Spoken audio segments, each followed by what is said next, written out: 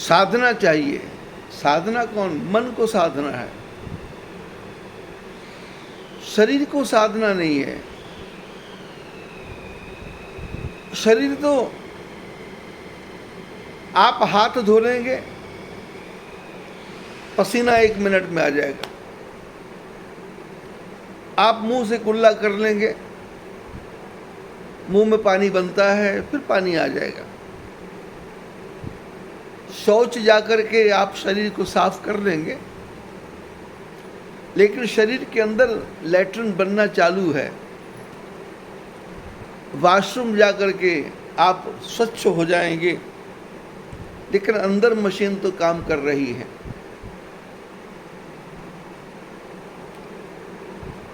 शरीर को जितना भी साफ रखें, पर शरीर तो गंदा ही गंदा है। क्योंकि शरीर क्या है? पापोहम पाप कर्माहम पापात्मा पाप संभवः त्राहि माम पुंडरीकाक्ष सर्व पाप हरो हरि। बोले मैं पाप हूं। मेरे माता पिता के मन में पाप की भावना आई तो मैं उनके शरीर के कचरे में से पैदा हुआ, और 9 महीने तक मेरा नाक लैट्रिन बाथरूम की जगह के पास में था। किसी कैदी को भी उल्टा लटका करके आगे 1 घंटा 2 घंटा 3 घंटा रखते हैं, पर मेरे जैसे पापी को 9 महीने उल्टा लटका के रखा। सिर नीचे था, पैर ऊपर थे। ऊर्ध्वमूल मधा शाखा पश्वत्थम प्राहुरव्यम छंदांसी यस्य पर्णानि यस्तम वेद स वेदवित्। ये शरीर ऊर्ध्व की तरफ मूल है, पैर ऊपर है, सिर नीचे है, और एक जेर के नीचे एक थैली के अंदर बंद है। किसी बच्चे को भी हम डांटते हैं तो बाथरूम में बंद कर देते हैं, लेकिन हवा आती है। किसी बच्चे को कोई गलती हो जाए तो हम जकड़ देते हैं, लेकिन फिर भी थोड़ा बहुत सांस आता है। पर इस पापी को तो 9 महीने तक उल्टा लटका और थैली में बंद किया, और पेट की नाभि के साथ में एक नाल जोड़ दी और मां के साथ में फीडिंग कर दिया। हॉस्पिटल में कोई आदमी बीमार हो तो मुंह से खाना खाएगा, ज्यादा मुश्किल हो गई तो मुंह में नली लगा देंगे, ज्यादा तकलीफ हो गई तो नाक में नली घुसेड़ देंगे, तो उसकी जगह फीडिंग करेंगे।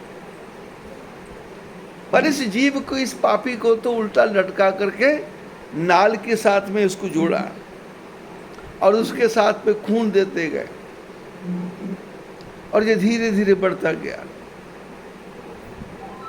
और पैदा हुआ, और पैदा होते रोना शुरू कर दिया। अरे भाई रो क्यों रहे हो?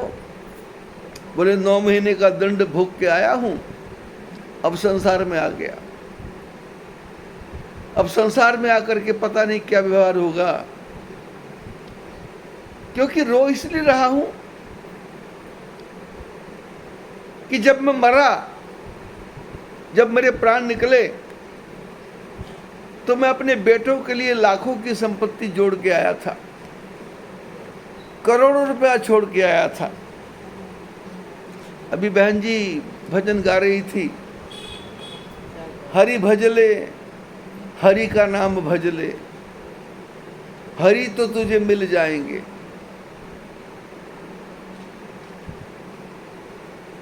क्या मान करे इस भवन का, भवन तो यहीं रह जाएगा। क्या मान करे इस धन का, धन तो यहां रह जाएगा। लेकिन विचार करो, यदि भवन नहीं होगा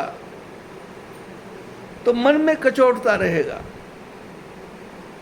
संसार में जीना है तो धन की आवश्यकता है।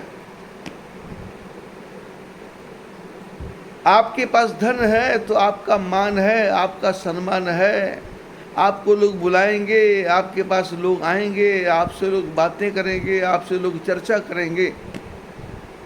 यदि आपके पास धन नहीं है तो आपके अपने भी आपको छोड़ करके दूर भाग जाएंगे। थोड़ी सी गरीबी में जन्मों के यार आने गए। कभी कभी मुसीबत आ जाती है। थोड़ी सी गरीबी में जन्मों के यार आने गए, लो चलो अच्छा हुआ कुछ लोग पहचाने गए। मुसीबत आई, धन चला गया, लोगों ने बात ही करना बंद कर दिया, पूछना ही बंद कर दिया, देखना ही बंद कर दिया, आना ही बंद कर दिया। और यदि गलती से कहीं नंबर लग गया तो सामने से आवाज आती है कि रॉन्ग नंबर। मनुष्य को जीने के लिए धन की आवश्यकता है, क्योंकि टका धर्म टका कर्म टकैव परमं पदम, यस्मिन् गृहे टका नास्ति स सदा टकटकायते। बोलते संसार में पैसा ही धर्म है, पैसा ही कर्म है, और पैसा है तो परम पद है। और जिसके घर में पैसा नहीं है वो टकटकी लगा के देखता है कि कौन आएगा कौन नहीं आएगा।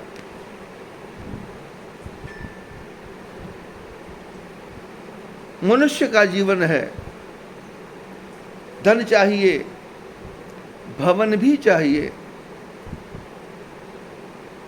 इनको छोड़ना नहीं है, लेकिन इनके साथ में अच्छे कर्मों को करना है। जैसे सुंदर ये हाल बना जिसमें हम सत्संग कर रहे हैं। अनिल जी के मन में भावना आई कि कुर्सियां लगा के रख दें। पहले दिन सत्संग किया तो सब लोग नीचे बैठे, दूसरे दिन सत्संग किया तो सब लोग नीचे बैठे, और तीसरे दिन कुर्सियां आ गई, और कुर्सियां भी महात्मा के रंग की कुर्सियां आ गई। सारा घर ही महात्मा बन गया, सारा घर ही महात्मा बन गया। और जिसके घुटने में कभी भी दर्द नहीं होता था वो भी कुर्सी पे बैठा है, नीचे बैठने नहीं है। और ये हमारी बहन जी नीचे आके बैठती, अब नीचे बैठती है। अनीता जी भी नीचे आके बैठती। यदि मैं पुराना होता, आज से 25 साल 40 साल पुराना, तो मैं कुर्सियां उठा के बाहर फेंक देता, मैं बात बात पे टोकता, मैं बात बात पे रोकता। लेकिन 2 साल पहले कोरोना जब आया तो मैंने कथा करनी शुरू की। लोग नहीं थे, आदमी नहीं थे, कोई भी नहीं था, मैं अकेला ही मोबाइल लेकर के बैठ जाता, कथा करता। और कथा करने से पहले संसार में जितने भी लोग मरे हैं कोरोना से, जिनका किसी ने 13वीं नहीं की, 12वीं नहीं की, स्नान नहीं करवाया, अस्थियों का विसर्जन भी नहीं किया, उसको लेने के लिए भी नहीं गए, बाप को पहचानना भी छोड़ दिया, जो मरा था उसको हम जानते ही नहीं है, फूकना है फूक दो, जलाना है जला दो। मैंने उन सब आत्माओं का आवाहन किया। मैंने कहा तुम सब लोग आओ और आकर के सत्संग सुनो। अब कमरा छोटा और आदमी तो लाखों मरे, तो मैंने लाखों को बुलाया,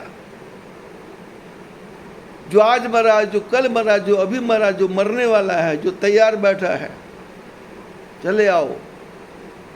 कहाँ बैठेंगे? बोले इसी कमरे में। कितने लाख? भागवत में कथा आती है, सुखदेव जी कथा कर रहे थे, 84,000 ऋषि नैमिषारण्य में बैठे थे, 84,000, और मेरे पास लाखों। लाखों कैसे? हम इस कमरे में बैठे हैं, जो जीवित है तो हम 20, 25, 30 होंगे।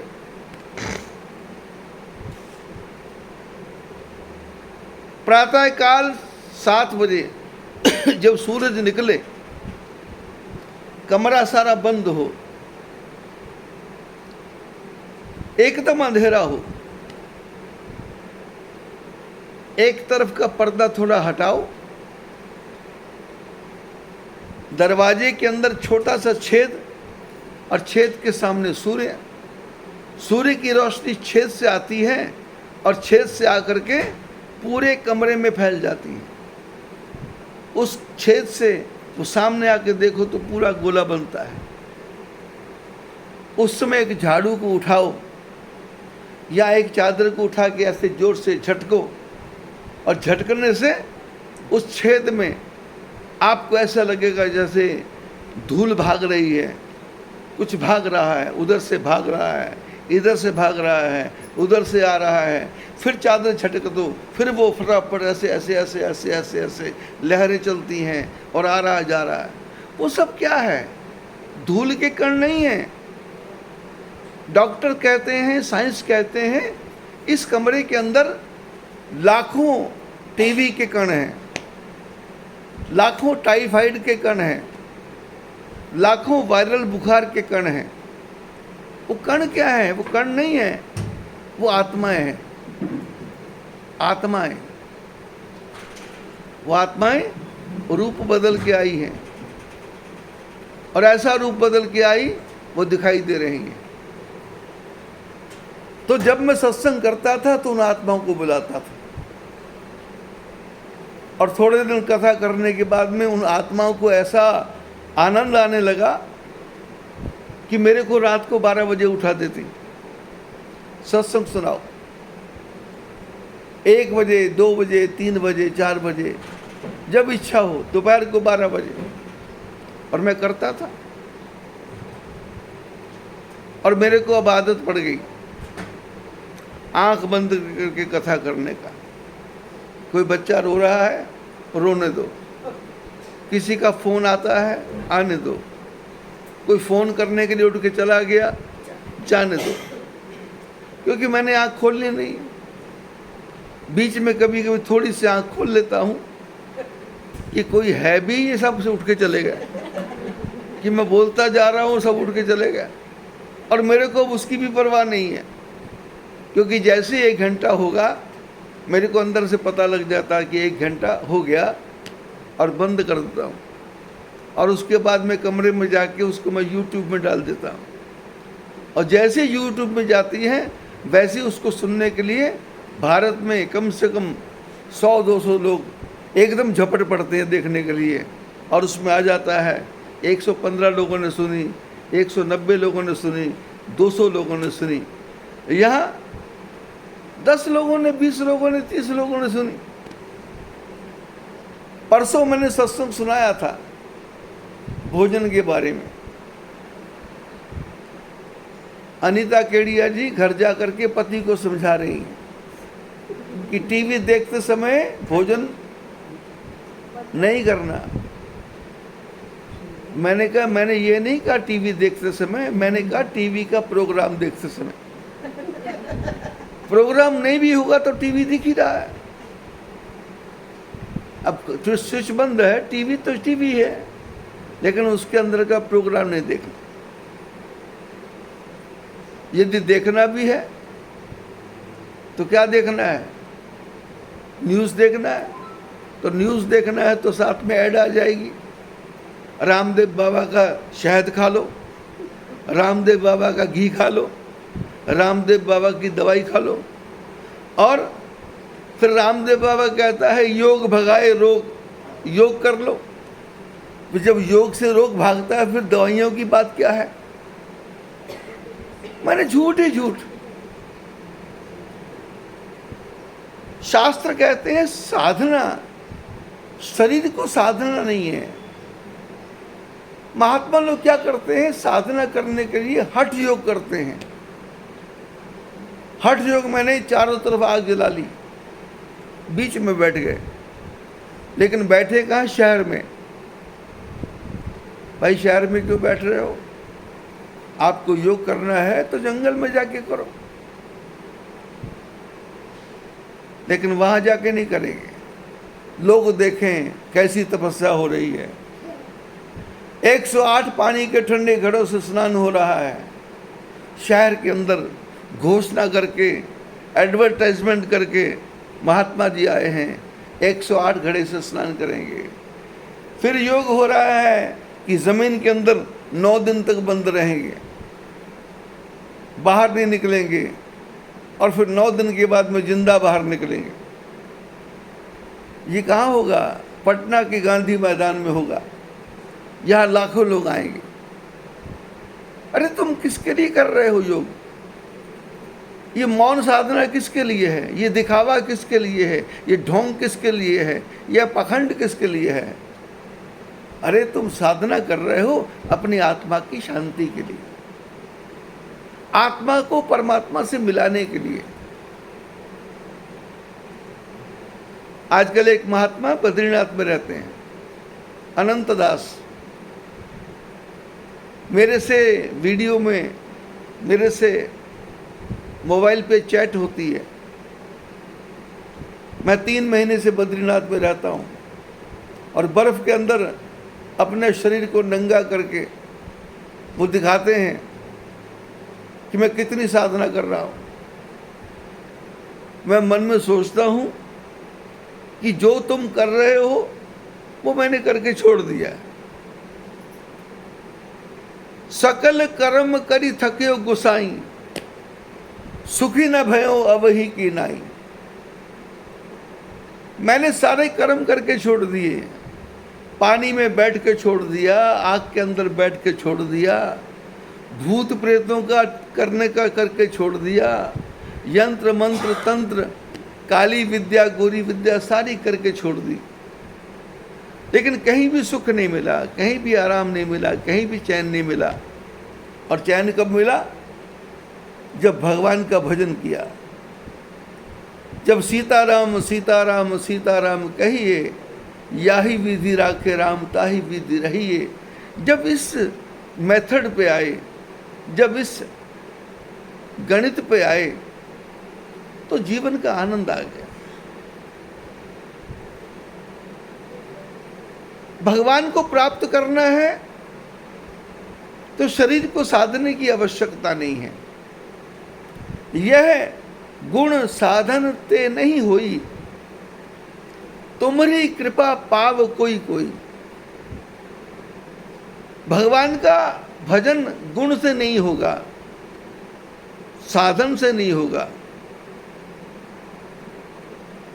ये होगा जिस पर भगवान की कृपा। सोई जाने यही देहु जनाई, जानत तुम्हें हो जाई।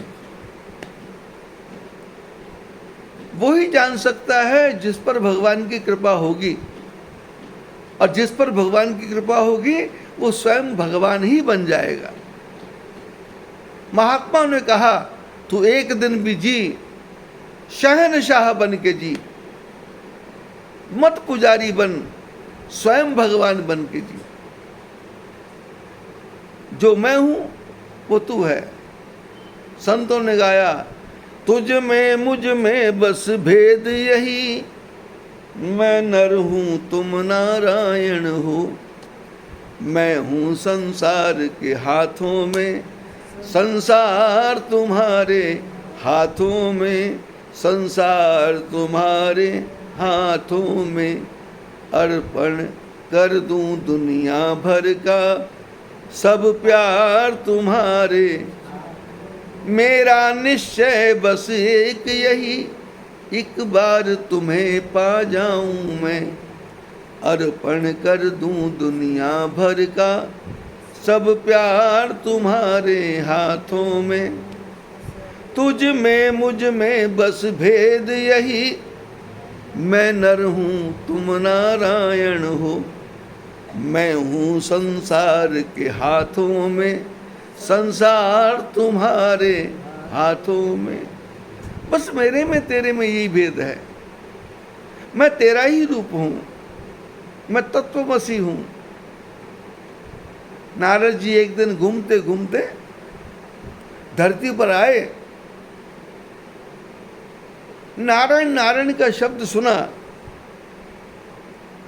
एक महात्मा इमली के पेड़ के नीचे बैठ करके साधना कर रहे थे। भगवान का नाम सुना तो आंख खुली। आंख खुली तो एक महात्मा तूंबा लेकर के भजन करते जा रहे हैं। अचानक पूछ लिया, आप कौन? तो नारद जी ने कहा, मैं नारद। नारद कौन? बोले, जो तीनों लोकों में जाते हैं, सारी जगह जिसकी गति है। बोले, आप कहाँ तक जाते हो? बोले, मैं तो नारायण के पास भी जाता हूँ, मैं तो ब्रह्मा जी के पास भी जाता हूँ, मैं तो शंकर के पास भी जाता हूँ। तो जो इमली के पेड़ के नीचे बैठे साधना कर रहा था, उसने कहा, यदि आप नारायण के पास जाएं तो मैं यहाँ बैठ के तपस्या कर रहा हूँ। भगवान से पूछना कि कब मिलोगे, इसी जन्म में दर्शन हो जाएगा या दो जन्म लेने पड़ेंगे या 3 जन्म लेने पड़ेंगे। नारद जी आगे बढ़े। केलों के पेड़ के झुंड में बैठ करके एक महात्मा साधना कर रहे थे, आंख बंद करके नारायण का स्मरण कर रहे थे। वही प्रश्न नारद जी से किया, भगवान के पास जाना, पूछना कितने साल में, कब दर्शन होगा। मोहे कब रे मिलोगे घनश्याम, बहुत दिन बीत गए, हम हार गए तुम जीत गए, बोलो बोलो प्रभु जी कब आओगे, कब आओगे फेरा पाओगे, कब आओगे, कब मिलोगे, कब दर्शन होगा। अखियां हरि दर्शन की प्यासी, अखियां हरि दर्शन की प्यासी। नारद जी नारायण के पास गए, संसार का समाचार सुनाया, और समाचार सुनाने के बाद में धीरे से बोले कि धरती पे 2 भक्त तपस्या कर रहे हैं, कितने जन्मों के बाद, कितने दिनों के बाद आपका दर्शन होगा, ऐसा उन्होंने पूछा है। भगवान ने कहा, भाई जो तो केले के पेड़ के नीचे बैठा है, अब केले के पेड़ के ऊपर जो पत्ते लगे हैं, जो 7 हैं या 8 हैं, इतने जन्मों के बाद उसको मेरा दर्शन हो जाएगा। और जो इमली के पेड़ के नीचे बैठा है, तो इमली के पेड़ के ऊपर जितने पत्ते लगे हैं, उतने जन्म के बाद में उसको मेरा दर्शन होगा। नारद जी घूमते घूमते धरती पे फिर आए, तो बताने से पहले सोचने लगे कि किसको बताना चाहिए। तो उन्होंने कहा कि केले वाले पत्ते को बताएंगे, क्योंकि इमली के पत्ते गिनना मुश्किल है, केले के पत्ते तो गिन लेंगे। नारद जी पास में आए और आकर के ये खड़ा हो गया, हाथ जोड़े, कहाँ घूम के आए? बोले, नारायण भगवान के यहाँ से सीधा तुम्हारे पास आया। क्या बोले परमात्मा? बोले, भगवान बोले ये केले के ऊपर कितने पत्ते हैं? तो देखा 9 पत्ते। बोले 9 जन्म लगेंगे। बोले 9 जन्म? अरे मैंने कितनी बड़ी मूर्खता कर ली, ये एक ही जन्म में पता नहीं कितने दिन बाकी हैं। अरे घर जाता, शादी करता, विवाह करता, बच्चे पैदा होते, दुनिया का आनंद लेता, छोड़ो, गया भाड़ में भगवान का भजन। ये वहां से भाग गया। और नारद जी ने सोचा अब तो इमली वाले पत्ते को तो बताना ही बेकार है, जब इसी का ये हाल है तो उसका क्या हाल होगा, कहीं मेरे से मार पिटाई न करते। नारद जी आगे बढ़े, वापस जाने लगे। इमली वाले पत्ते के कान में नारद जी के शब्द पड़े थे, तो उन्होंने दूर से आवाज लगाई, प्रभु कहाँ जा रहे हो? नारद जी ने कहा, नहीं, तुम्हारे तुम्हारे बस का नहीं है। बोले कहाँ जाके आया? बोले ना ना, नारायण के पास से आया हूँ। बोले कुछ बोला क्या? बोले बोला तो है, लेकिन तुम्हारे काम का नहीं है। बोले बता तो दो, थोड़ा सा तो बताओ, क्या कहा भगवान ने? नारद जी मजबूर होकर के उसके पास में आए और उसके कान में कहा, इमली के पत्ते गिनो। बोले गिनना क्या है? मान लो लाखों पत्ते हैं। तो बोले फिर ध्यान रखो, इमली के पत्ते कितने छोटे छोटे, ये सारे जितने पत्ते हैं इनको गिनती करो, उतने जन्मों के बाद में तुमको भगवान का दर्शन होगा। बोले क्या कहा?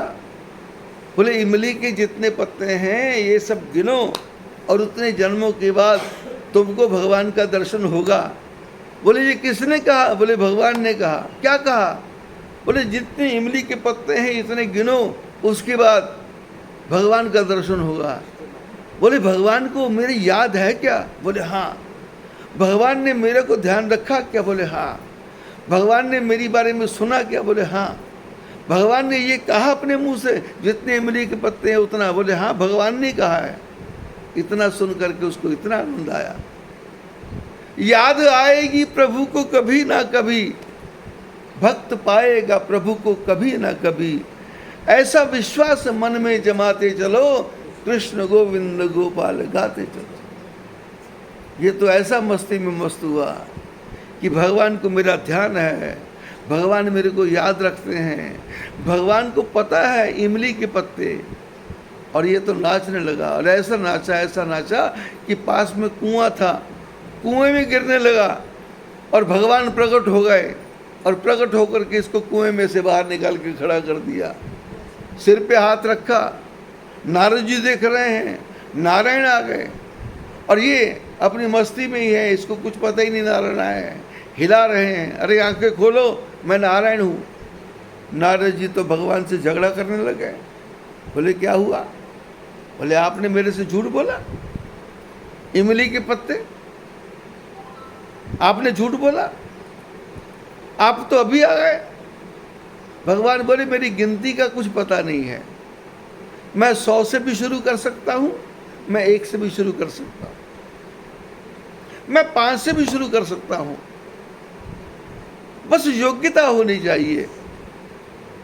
भगवान को पाने के लिए जन्मों की आवश्यकता नहीं है, भगवान को पाने के लिए बिजली का बटन दबाया और लाइट चालू, बस इतनी देरी लगती है। लेकिन कैसे? जैसे अभी बिजली का मिस्त्री आया हुआ है, वो लाइट चेक कर रहा था, एक लाइट खराब हो गई।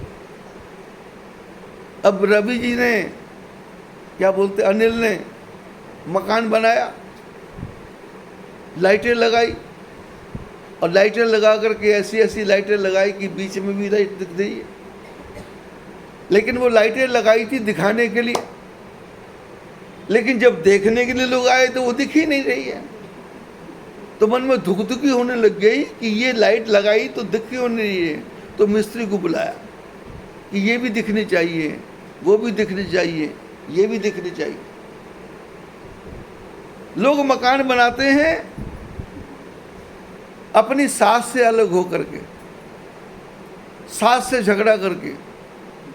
किचन बनाएंगे, बाथरूम बनाएंगे, मकान बनाएंगे और सबसे पहले सास को बुलाएंगे और सास को बुला के पहले बाथरूम दिखाएंगे। मम्मी जी देखो बाथरूम, ये देखो हमारा बाथरूम, और ये हमारा किचन है, ये हमारा ठाकुर जी का द्वारा है, ये देखो यहाँ से लाइट चलती है, ये देखो लाइट चलती है। और बुढ़िया अंदर से फूक रही है, बोले हे भगवान सारा फ्यूज क्यों ना हो जाए, ये मीटर ही जल जाए, ये सारा खराब क्यों ना हो जाए। बोले सनमाइका लगाया है, ये देखो प्लेटफार्म बनाया, मार्बल आया इटली से, मम्मी जी इटली से, तुमने तो हमको घर से निकाल दिया था 2 कपड़ों में।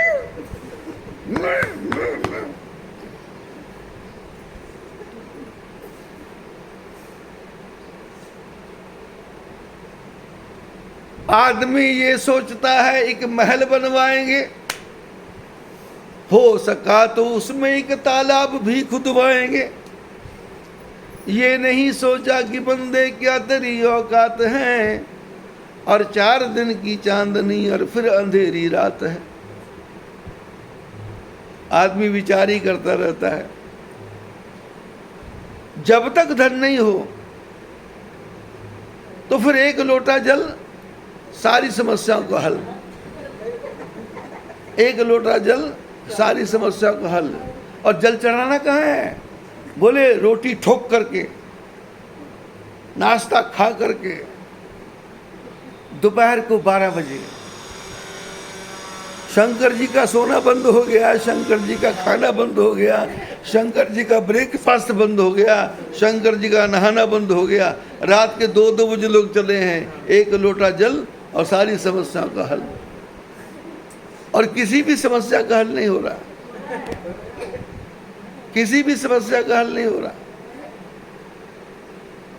रवि जी के परिवार ने सारे कर्मकांड कर दिए, अनिल जी के परिवार ने सारे कर्मकांड कर दिए। हनुमान जी का मंदिर भी बना लिया, शनि के यहाँ भी जाए। 24 साल से लगातार देख रहा हूं, और मैं एक ही बात कहता था कि समय आने पे हो जाएगा। अनिल जी का परिवार परभणी चला गया, फोन से बात होती थी, एक ही बात कहता था कि गुरु मंत्र का जप करो, बस फालतू के आडंबर छोड़ दो। परमात्मा को पाने के लिए जन्मों की आवश्यकता नहीं है। बिजली का मिस्त्री आया था, उसने बटन दबाया और एक लाइट नहीं जली, वो मशीन लगा निकाल के ले गया। क्यों? लाइट तो है, पर जिस मशीन से टच है वो मशीन ठीक नहीं है।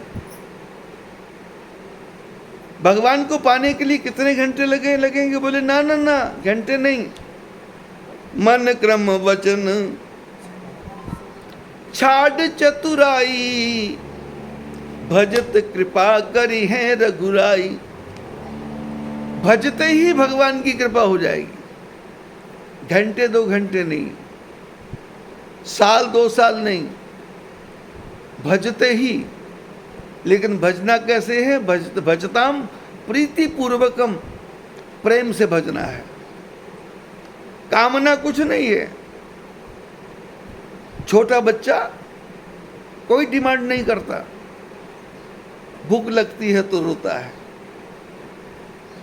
और पेट भर जाता है तो सोता है। पेट में दर्द होता है तो रोता है। दर्द माँ बेटे के पेट में हो रहा है, डॉक्टर के पास माँ लेके जाती है। डॉक्टर पूछता है माँ से तुम क्या खाती हो? बोले मैं पिज्ज़ा खाती हूँ, बर्गर खाती हूँ, मैं पाव भाजी खाती हूँ, मैं पानी पूरी खाती हूँ। बोले नहीं, तुमको कुछ नहीं खाना। बोले क्या खाना है? बोले मूंगी की दाल का पानी पीना है, जिससे तुम्हारा दूध बने। वो दूध बच्चा पिएगा तो तुम्हारे दूध पिलाने से बच्चे के पेट में दर्द होता है, क्योंकि तुम्हारे जो मिर्ची वाला तुमने खाया उसका दूध जो बना। बच्चे की जो अंतड़ियाँ हैं, बच्चे की जो आंत है वो कोमल है, वो सहन नहीं करती। बच्चे को तो सिर्फ दूध पीना है, लेकिन परहेज किसको करना है? माँ को करना है। बच्चा माँ के आश्रित है। लोग बोलते हैं लैट्रिन में बैठ के भोजन नहीं करना, लेकिन हमने अपने जीवन में अपनी आंखों से देखा, आप सबने, कि माँ रोटी खा रही है, बच्चे को पास में लेटा दिया, और बच्चा पास में लेटा है, उसने लेटे लेटे लैट्रिन कर दी। माँ ने देख लिया वो लैट्रिन कर रहा है, ये रोटी खाती जा रही है और उसकी तरफ देखती जा रही। बच्चा पलट गया, पेट में सब लैट्रिन लग गई। बच्चा फिर पलट गया, पीठ में सब लैट्रिन लग गई, सारे टांगे खराब हो गई और सब, और माँ देख रही है और लैट्रिन में से बदबू भी आ रही है। इतने में बच्चे ने अपना हाथ लैट्रिन में डाल दिया और लैट्रिन में डालते ही आदत थी उसको, बच्चे को मुंह में डालने की हाथ। इसने जैसे ही मुंह में हाथ डाला, माँ भागी, छोड़ी रोटी और उसको पकड़ा और पकड़ करके पानी के नल पे ले गई और उसको सारा धोया, साफ किया और गंदगी को पूरा साफ किया, रोटी को बीच में छोड़ा। कई लोग घर में चर्चा करते हैं कि रोटी खाते खाते बीच में नहीं छोड़ना। सास बहू को समझाती, रोटी खाओ, ये मोबाइल के पीछे के पड़ी हो, बाद में सुन लेना। लेकिन रोटी खाते खाते नहीं उठना, ये बच्चा लैट्रिन कर रहा है, ये समझाने वाली माँ उठ रही है, क्या असर पड़ रहा है, क्या पता लग रहा है। संसार में कोई परहेज नहीं चलेगा। मन क्रम वचन छांड चतुराई। भगवान को पाना है तो देर नहीं लगेगी। मन से चालाकी को छोड़ना है, वचन से चालाकी को छोड़ना है, कर्म से चालाकी को छोड़ना है। मनस्येकम वचस्येकम कर्मस्येकम महात्मनाम। मनस अन्यत, कर्मस्य अन्यत, वचस्य अन्यत दुरात्मनाम। बोले दुष्ट में और साधु में क्या भेद है? बोले साधु का मन एक, वचन एक और कर्म एक। बोले दुष्ट का, बोले बोलता कुछ है, करता कुछ है, बताता कुछ है। यह असाधु के लक्षण है।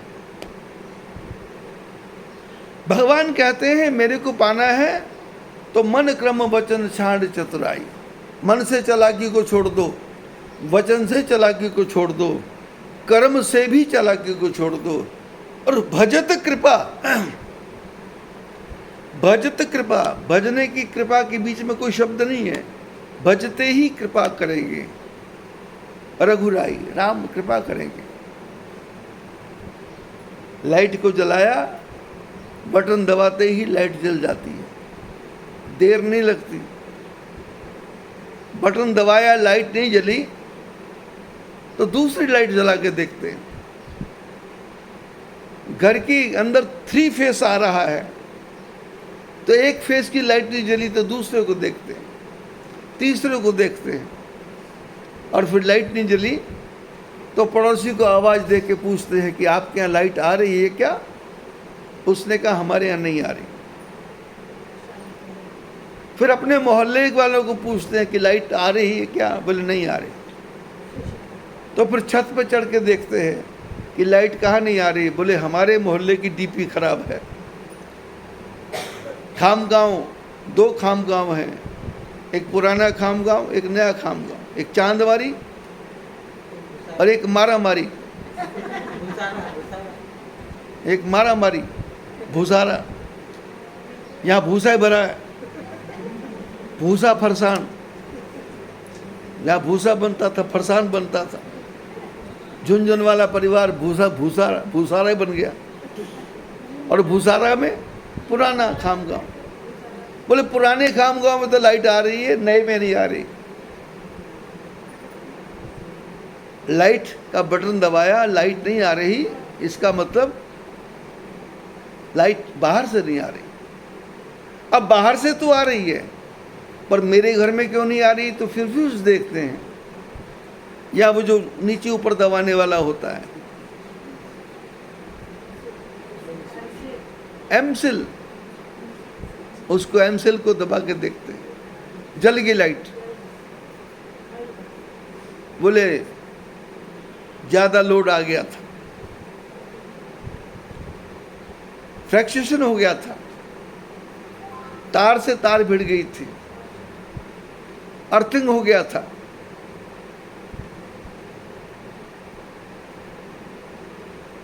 मीटर ठीक है, बटन दबाया, लाइट नहीं जली तो बल्ब को निकाल के देखा, तो बल्ब को हिला के देखा, दूसरे में लगा के देखा, जल रहा है। तो देखा तो तार बीच में से जल गई थी। अब तार को जोड़ लिया तो फिर लाइट नहीं जल रही, तो फिर स्क्रू से लेकर के, स्क्रू टाइट करने वाले को लेकर के उसको खोला और खोल के देखा तो बटन के अंदर से तार अलग हो गई थी, तो उसको जोड़ा और फिर लाइट जलाते ही भजत कृपा, लाइट जल गई। लेकिन भजत कृपा कैसे? बोले भजताम प्रीति पूर्वकम, प्रेम से भजना है, उपेक्षा से नहीं भजना। भगवान कुछ देंगे ऐसा नहीं भजना।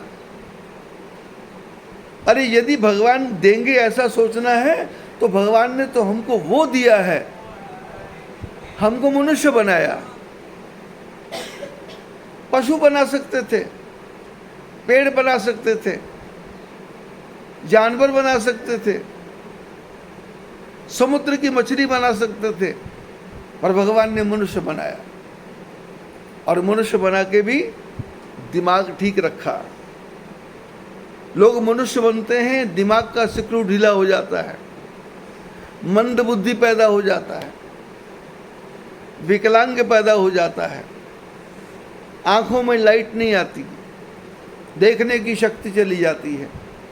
पर भगवान ने हमारे पे कितनी कृपा की, आंखों में रोशनी भी है, कानों में सुनने की शक्ति भी है और सांस लेने में भी कोई प्रॉब्लम नहीं है। पैरों से चला भी जाता है, हाथों से खाया भी जाता है और जो खाया उसको पचाया भी जाता है। हमारा एक शिष्य परिवार है, राठी परिवार, मंगला राठी। कोरोना काल में उसको बीमारी हो गई थी, इंजेक्शन लगाने से उसको आज भी पेट में दर्द होता है। अभी 15-20 मिनट, आधा घंटा पहले फ़ोन आया, मेरे पेट में दर्द हो रहा है। मैंने कहा कब से हो रहा है? बोले कल से जब आप खाना खा के गए तो आप मेरे पेट में दर्द होने लग गया। मैंने कहा मेरे को पता क्यों हो रहा है? बोले क्यों? बोले तुमने 5,000 रुपया दिया था, घर में से 5,000 निकल गया तो तुम्हारे पेट में दर्द होने लग गया। मैं तुमको 6,000 रुपये वापस कर दूंगा। बोले नहीं नहीं, ऐसी कोई बात नहीं है, उससे नहीं हो रहा, लेकिन पेट में दर्द हो रहा है। मैंने कहा कब से? बोले होता ही जाता है, होता ही जा रहा है। और हम जितने लोग बैठे हैं, पेट में दर्द नहीं हो रहा। एक रो रहा है, पेट में दर्द हो रहा, और एक की होता ही नहीं है। और जिसको होता नहीं है वो भगवान का धन्यवाद नहीं करता, और जिसके हो रहा है उसको बोलो भगवान का धन्यवाद करो। बोले धन्यवाद निकलता नहीं है, बोले दर्द में ध्यान फंसा हुआ है। ये दर्द क्यों हो रहा है? हाय हाय करता है, हरी हरी नहीं करता। महात्मा कहते हैं भगवान का भजन क्यों छोड़ दिया भाई? सुंदर स्वरूप दिया है, नाक की जगह नाक लगाई, कान की जगह कान लगाया, और गर्दन भी सीधी है। मन क्रम वचन छांड चतुराई, भजत कृपा करी है रघुराई। भजते ही कृपा करेंगे। भगवान राम वाल्मीकि ऋषि के आश्रम में पहुंचे हुए हैं और भगवान राम वाल्मीकि से पूछ रहे हैं कि मैं कहाँ जाके रहूं। वाल्मीकि ऋषि कहते हैं राम स्वरूप तुम्हार, वचन अगोचर बुद्धि पर। राम स्वरूप तुम्हार, वचन अगोचर बुद्धि पर। अविगत अकथ अपार, नेति नेति नित निगम कह। बोले राम जी तुम्हारा स्वरूप अपार है, वचन से परे है, बुद्धि से परे है। जग पेखन तुम देखन हारे, विधि हरि शंभु नचावन हारे। तेऊ न जाने ही मर्म तुम्हारा, और तुम्हीं को जानने हारा। बोले तुम जगत को बनाने वाले हो, जगत को देखने वाले हो, और तुम ब्रह्मा, नारायण और शंकर सबको नचाने वाले।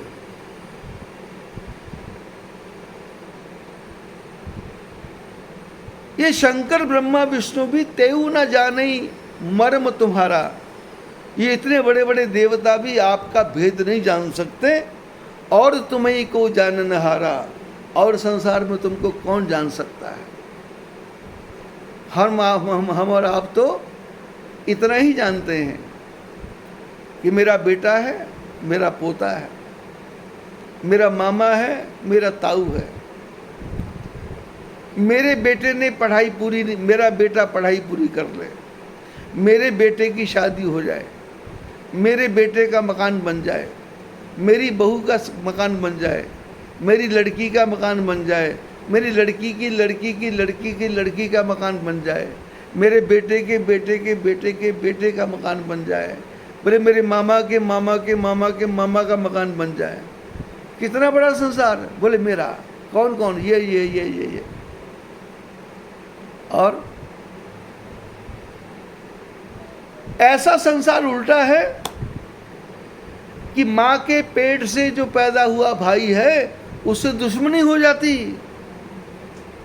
मां के पेट से पैदा हुई बहन, उससे ऐसी दुश्मनी होती कि देखना ही नहीं है, मिलना भी नहीं है, बात भी नहीं करनी है।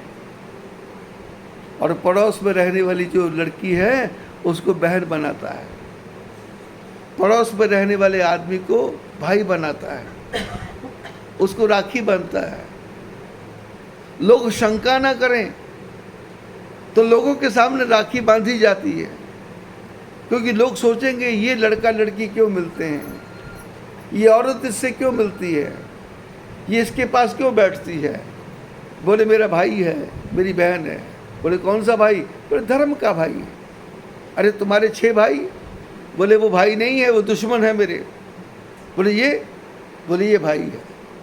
कब? बोले जब कष्ट आया, जब दुख आया, जब मेरी लड़की की शादी थी तो ये पूरा परिवार खड़ा रहा, जब मैं बीमार हुआ तो ये पूरा परिवार खड़ा रहा। अरे तुम्हारे माँ के पेट में 6 बच्चे पैदा हुए, वो बोले उन्होंने जाके पूछा भी नहीं कि तुम्हारा हाल क्या है, तुम्हारे को परेशानी क्या है, 10 रुपये देने हैं क्या नहीं देने हैं, पर इन्होंने तो पूरा लगाया। संसार में कौन अपना है? कोई भी अपना नहीं है। मैं ठीक हूं तो सारा संसार ठीक, मैं गलत हूं तो सारा संसार गलत। अपने को ठीक करना है। अपने को ठीक करेंगे तो आंख की दृष्टि ऐसी बन जाएगी कि सारे ही अपने बन जाएंगे। जैसे मेरा जीवन है, प्रैक्टिकल में मेरे को फुल्का नहीं बनाना पड़ता, मेरे को अपने कपड़े नहीं धोने पड़ते, मेरे को अपने बिस्तर की चादर नहीं झाड़नी पड़ती। लेकिन कई जगह मैंने देखा है कि पति उठता है और चादर ठीक करके बिछाता है, और पति उठता है तो चाय बनाता है, फिर पत्नी महारानी को ला करके चाय पकड़ाता है, फिर पत्नी बिस्तर से उठती है, चाय पीती है, फिर उसको उठा करके उसके चरण नीचे रखता है और महारानी को बोलता है कि चलो बाथरूम जाके नहा लो। पति सब्जी बना रहा है, पत्नी खाना बना रहा है, पति सब कुछ कर रहा है, और पत्नी भोजन करने के समय आ जाती। सवेरे 5 बजे उठती है पत्नी, मंदिर चली जाती है, और 8 बजे वहाँ से मंदिर से आती है, और पति चाय का गिलास तैयार रखता है कि चाय पी लो महारानी जी, अभी नंगल में जाके आया मैं। ये कथा वो लोग सुनेंगे, बोलेंगे बाबा जी हमारी कथा कर रहे हैं। दोनों पति पत्नी का आज झगड़ा जरूर होगा। पति बोलेगा देखो तेरी कथा चल रही, नाम नहीं बताऊंगा मैं, नाम बोल दूंगा तो और भी झगड़ा हो जाएगा।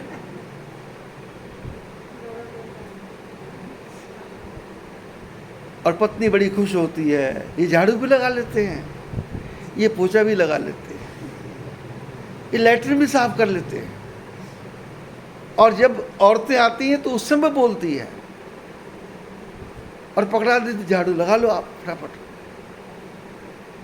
मोगा पंजाब में गया था, घर के जितने भी कपड़े थे वो पुलिस वाला सारे कपड़े वॉशिंग मशीन में डालता था, फिर उसमें पानी डालता था, सर्फ डालता था, फिर मशीन चलाता था, फिर वो सारे कपड़े जब सूख जाते थे अंदर, ऐसी मशीन थी, और वो निकाल के छत पे डाल के आता था, फिर अपने कपड़े पहन करके बोलता था मैं ड्यूटी पे जा रहा हूँ, पुलिस की ड्यूटी। मैंने कहा देखो संसार में क्या हाल है, इनका पति पत्नी का झगड़ा कभी हो ही नहीं सकता, ये कभी लड़ नहीं सकते। और इधर क्या है, पति बैठा है, पानी देना, सुन रहे हो क्या, कहाँ हो, पानी ले आओ, सुन लोगे पानी रखो, ये लो पानी। उठ नहीं सकते क्या, मर नहीं सकते, मन ही मन बोलती है, मुंह से नहीं बोलती, चेहरा देखने लायक होता है। और पैर पटक के, और दरवाजा ऐसी जोर से बंद कर देगी खटक की आवाज आएगी, पति समझ जाता है टेम्पर लूज हो गया, अब कुछ ना कुछ ये प्लान बनाएगी झगड़ा कैसे करना है। संसार में छोटा सा संसार है, एक पति एक पत्नी, 2 बच्चे, दिन में 4 बार झगड़ा होता है, और 4 ही बार प्रेम भी होता है, झगड़ा भी होता है, सॉरी भी होता है। लेकिन जिस परमात्मा ने हमको बनाया उससे कभी झगड़ा भी नहीं है, उससे कभी सॉरी भी नहीं है, उसका नाम ही लेना बंद कर दिया, उसका भजन ही करना बंद कर दिया, उसकी तरफ ध्यान देना बंद कर दिया। फोन की घंटी बजी, फोन उठाया, पता लगा कि परिवार में किसी की मृत्यु हो गई। अब जैसे मृत्यु हुई तो घर में लोग बैठ गए कि मृत्यु हो गई है, क्या करना पड़ेगा, बोले पहले ठाकुर जी का पर्दा बंद करो। 13 दिन तक सूतक लग गया, आज जाना है या कल जाना है, बोले आज तो जा नहीं पाएंगे, तीसरे दिन चले जाएंगे। तीसरे दिन का समय आया तो कोई काम निकल गया, बोले 13वीं में चले जाएंगे। 13वीं में जाने का समय आया तो बोले कोई और काम निकल गया, बोले अब ऐसा करेंगे 1 महीने का श्राद्ध आएगा तो उस समय चले जाएंगे। 1 महीने का श्राद्ध आया तो फिर काम पड़ गया, उन्होंने छमाई भी कर ली, सालाना भी कर लिया, जा नहीं पाए। 2 साल के बाद मिले, आमना सामना हुआ, बातें हुई, और बातें करते करते इसने पूछ लिया आपके पिताजी का क्या हाल है। इसको पता है कि 2 साल पहले मर गए थे, लेकिन फिर भी पूछता है आपके पिताजी का क्या हाल है। बोले पिताजी की 2 साल पहले डेथ हो गई। बोले है, कब, कैसे? अरे मेरे को तो पता ही नहीं, अटैक हुआ था क्या, गिर गए थे क्या? बोले नहीं। मम्मी को बोले चाय बना, मम्मी ने चाय बनाई, चाय बना करके मम्मी बाथरूम चली गई, ये पीछे पीठ पे हाथ फेर रहा, रोना नहीं। यदि मेरे को पता होता तो मैं तो भाग के आता था, बहुत बुरा लगा। अब कैसे चलता है, अब कैसे होता है? मैंने ऐसे छल कपट प्रपंच से भरा हुआ है आदमी, पति पत्नी कमरे में झगड़ रहे हैं और तलाक तक की बात आ गई, घर छोड़ने की बात आ गई, अटैची तैयार हो गए।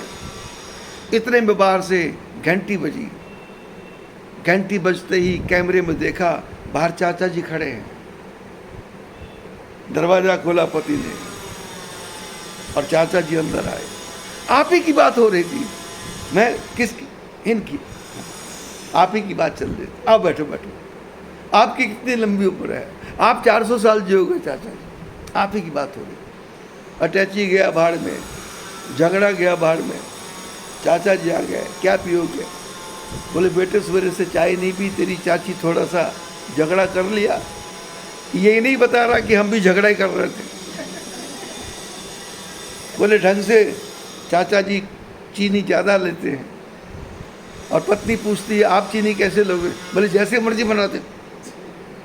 चाचा जी भी समझ गए कुछ टेम्परेचर हाई है, लेकिन चाचा जी चुपचाप, क्योंकि वो बोलते मेरे घर में भी यही हाल है जो इसके घर में हाल है। जैसे इनके बर्तन खड़क रहे वैसे मेरे भी खड़क रहे। संसार में रहना है तो झगड़ा भी होगा, लड़ाई भी होगी, लेकिन बोले कुछ तो समय निकाल हरि गुण गाने के लिए। हरदम तू तैयार है पाप कमाने के लिए, कुछ तो समय निकाल हरि गुण गाने के लिए। गोस्वामी जी ने कहा एक घड़ी आधी घड़ी, आधी से पुनः आध। बोले भगवान को ज्यादा नहीं, 20 मिनट, नहीं तो 10 मिनट, नहीं तो 5 मिनट, नहीं तो 2.5 मिनट। अरे ज़्यादा नहीं तो भगवान के पास जाके बैठ जाओ और हाथ ही जोड़ लो कि प्रभु ये जीवन तुमने दिया है, इसको संभालने वाली भी तुम हो। मैं तो न हंस सकता हूं न मैं रो सकता हूं। उसने जब हंसाना है वो हंसाएगा, उसने जब रुलाना है तो रुलाएगा। बेटे का जन्मदिन था, गांव के लोगों के लिए पार्टी रखी, बुफे सिस्टम रखा, 20 प्रकार का भोजन बनाया, 40 प्रकार का और चीजें बना दी, स्टॉल लग गए, लोग आने लग गए। 8 बजे का समय दिया था, लोग 7 बजे से आने लग गए। कुर्सियां लगी हैं, लोग आके बैठ रहे हैं। इतने ही में मोबाइल की घंटी बजी। इसने पूछा हेलो। बोले प्रशांत? बोले हाँ मैं उसका पापा बोल रहा हूं। बोले आप उसके पापा बोल रहे हैं? बोले हाँ। बोले आपके बेटे का एक्सीडेंट हो गया। इतने में फोन कट गया। कहाँ हुआ? नंबर पे मिलाया तो नंबर ब्लॉक आ रहा है। फिर घंटी करता है, फिर नंबर बजता है, कोई उठा नहीं रहा। चेहरा उदास हो गया। लोगों ने पूछा क्या हुआ? बोले बेटा अभी तक आया नहीं। बोले कहाँ है? उसको तो पहले रहना चाहिए था। बोले वो सूट लेने गया था, पैंट लेने गया था, शेरवानी लेने गया था। बोले अभी तक आया नहीं। तो दूसरे दोस्त को जाके एक तरफ बोलता है कि आप बोलना मत, अभी फोन आया है, उसका एक्सीडेंट हुआ है, आप थोड़ा संभाल लेना। अब दोस्त क्या संभाले? ये बाहर गया, इसकी आंखों में आंसू आ गए। लोगों ने पूछा क्या हुआ? बोले कुछ नहीं। बोले ये कहाँ गए? बोले नहीं नहीं आप 8 बजे। बोले नहीं भाई हुआ क्या है? बोले होना कुछ नहीं। वो बेटे का। बोले क्या हुआ बेटे को? बोले एक्सीडेंट। किसका? बोले जिसका बर्थडे है। जितने लोग थे सब अशांत हो गए।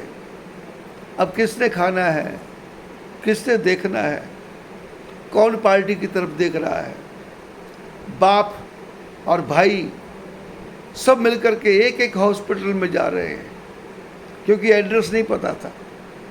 सारे हॉस्पिटलों में रिंग करके देख लिया, ये प्रशांत नाम का कोई लड़का। एक हॉस्पिटल वालों ने कहा हमारे यहाँ प्रशांत नाम का लड़का आया है। 3 घंटे बाद रात को 2 बजे, 4 बजे, 3 बजे पता लगा कि प्रशांत नाम का लड़का हॉस्पिटल में है। भागे, अपने मित्रों को भी फोन कर दिया, सब लोग भागे उस हॉस्पिटल की तरफ। लेकिन जब वहां देखा तो वो लड़का अपना नहीं था, वो तो कोई और ही था। और जब घर वापस आए तो लड़का शेरवानी लेकर के खड़ा है तैयार पहन करके। बोले तुम कहाँ थे? बोले वो दर्जी ने तैयार ही नहीं किया था, बटन नहीं लगाए थे। मैंने कहा भाई बटन लगा दे, और वो बटन लगा रहा था। उसकी मिसेज को पता नहीं क्या हुआ, कुछ झगड़ा वगड़ा हो गया, वो अंदर चला गया, मैं बैठा रहा, और मेरा मोबाइल जो है उसकी बैटरी लो हो गई, और उनके घर में कोई स्विच भी नहीं था चार्ज करने, मेरा अडॉप्टर भी घर रह गया था। इस प्रकार की कहानी हो गई। बोले अरे तू कुछ कहीं से और से फ़ोन कर देता, दूसरे से फ़ोन कर देता। बोले दर्जी के पास फ़ोन नहीं था, और मेरे फ़ोन की बैटरी डाउन, और अडॉप्टर भी नहीं था। अरे कहीं दूसरी जगह जाके फ़ोन कर देता। बोले मेरे दिमाग ने काम नहीं किया। दिमाग ने काम नहीं किया। भगवान ने कहा ये तुम्हारा जितना बना है ये किसी काम नहीं आएगा। तुम्हारी हंसी तुम्हारे बस में नहीं है, तुम्हारा रोना भी तुम्हारे बस में नहीं है, तुम्हारा चहकना भी तुम्हारे बस में नहीं है। वो सारी जितनी चीज़ें हैं भगवान ने अपने हाथ में डोरी रखी है। इसलिए संत कहते हैं कि 24 घंटे हरि भजले, हरि भजले, हरि भजने का मौका है। हरि गुण गा, हरि गुण गा, ये मौका भी अनोखा है। समझ कर देख ले प्राणी, पराए धन में धोखा है। प्रभु के सिवा इस जग में न कोई और मौका है। हरि भजले, हरि भजले, हरि भजने का मौका है। प्रभु गुण गा, प्रभु गुण गा, ये मौका भी अनोखा है। बोलो सच्चिदानंद भगवान की, रामचंद्र भगवान की, पवन सुत हनुमान की।